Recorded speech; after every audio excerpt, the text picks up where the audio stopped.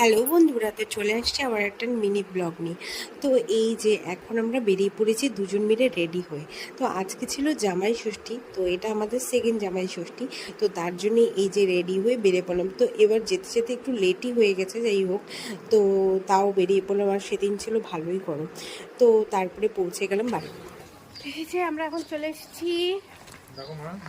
মা মা যেহেতু আস্তে আস্তে একটু লেটই হয়ে গেছিলো, তো ঝটপট তাড়াতাড়ি করে মাকে হাতে ফল ধরিয়ে, ফল মিষ্টি ধরিয়ে দিয়েই প্রণাম করে ভিতরে ঢুকে পড়লাম। আর তাড়াতাড়ি করে ফ্যানের নিচে বসে পড়লাম। আর নিচে বসে মা বললো নিচে বসে পড়, তোদেরকে যেহেতু আসতে দেরিই করেছিস, তো তার জন্য সবার ফার্স্টে জল দিয়ে দিল, আর তার সাথে সুতোটাও বেঁধে দিল। তারপরে মা আমাদের খাওয়ার জন্য একটু ব্যবস্থা করেছিল, যেটা সকালের খাবার। তো সেগুলো দিল, দেওয়ার সাথে সাথে আমি ছোট করে একটা মাকে গিফট দিয়ে দিলাম, মা বাবাকে, আর তার সাথে মা বাবাও আমাদের দুজনকে গিফট দিয়ে দিল, যেটা হ্যাঁ। তারপরে বসে পড়লাম আমরা খাওয়া দাওয়া করতে। এই যে দেখতেই পাচ্ছ, মা প্লেট নিয়ে চলে এসেছি, যেহেতু আমরা দেরি করে এসেছি, তো ভাবলাম যে বেশি কিছু খাওয়া যাবে না। তো তারপরে মা বলল অল্প একটু তো খেতেই হবে। তো তারপরে আমি চলে গেলাম কাকুমণি, জেঠি আর পিসির ঘরে মিষ্টির প্যাকেট দিতে। এই যে দেখতেই পাচ্ছ, ঢুকে পড়লাম। তারপরে ওখান থেকে পিসির ঘর থেকে কাকুনি ঘরে গেলাম, তারপরে জেঠি ঘরে। কাকুমণি ঘরে যেতে যেতে মা দেখলাম মা ওখানেও ডালা নিয়ে এসছে, ওদেরকেও দিয়ে দিল সঙ্গে সঙ্গে জল, আর তার সাথে সুতো বেঁধে দিল।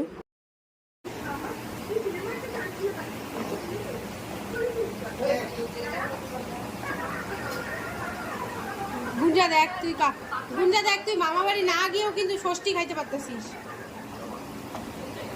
হ্যাঁ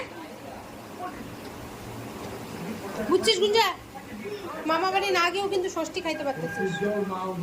বস করছে কি জামাই, মন ভরছে? হ্যাঁ চাটনিটা আসতেছে কি দিদিমণি? এটা তো এরম জামাইয়ের বোনও চলে আসছে। এই জামাইয়ের বোন মুখ লুকাইছে কেন? আর তুই কার বোন? মেয়ের বোন? হ্যাঁ আবার হ্যাঁ বললে, আমাকে কিছু দেয় নাই রে। এই হলো আমার হালাত, মার সাথে একটু হেল্প করে। এই যে এখন খেতে বসছি, খাচ্ছি। কেমন হয়েছে বল রান্না? আজকে মা আজকের দিনে কিছু খাবার খায় না, তার জন্য